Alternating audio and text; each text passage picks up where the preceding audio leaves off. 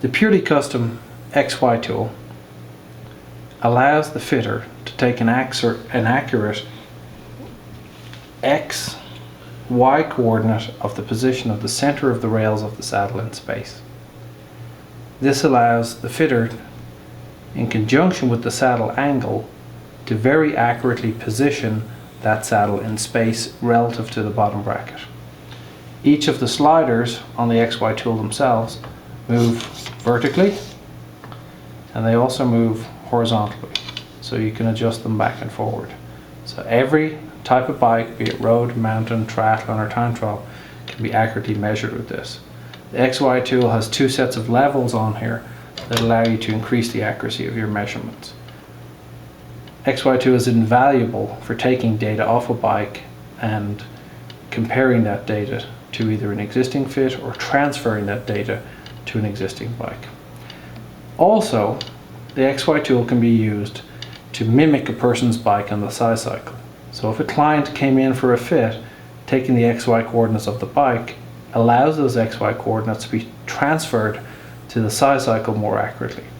Once those dimensions are transferred to the Cyclologic, you can analyze the current position and you can make sure that you understand what's happening on their bike currently. With a bike that has adjustment issues, i.e. there isn't enough stem length or angle or spacer combinations to get into a certain position, taking that XY position off their bike can be a good starting point to get going on the Cyclologic.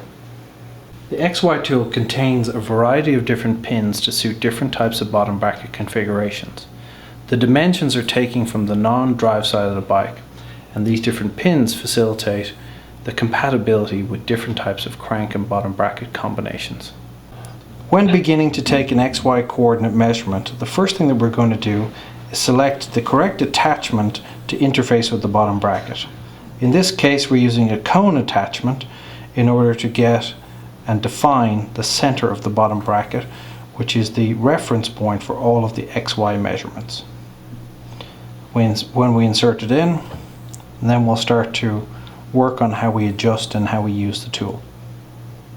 Once the XY tool is placed into the bottom bracket with the appropriate adapter, what we're going to do now is we're going to navigate the tool so it's exactly in the right place to document the center of the handlebar. So as we showed before, the XY tool slides in all the different planes in order to accommodate that. Once the XY tool is in the approximately right position, we're going to put a little bit of pressure on here, and the spring washer is going to allow us to still make some small adjustments. As we can see here with the spirit levels, they're not level. So the first thing I need to do is work on the vertical column. So I'm going to slide this back so the vertical column is a little bit more aligned. Loosen this off a tiny bit. Once that vertical column is straight, then we can start to work on the horizontal column. So now we have that spirit level nice and level.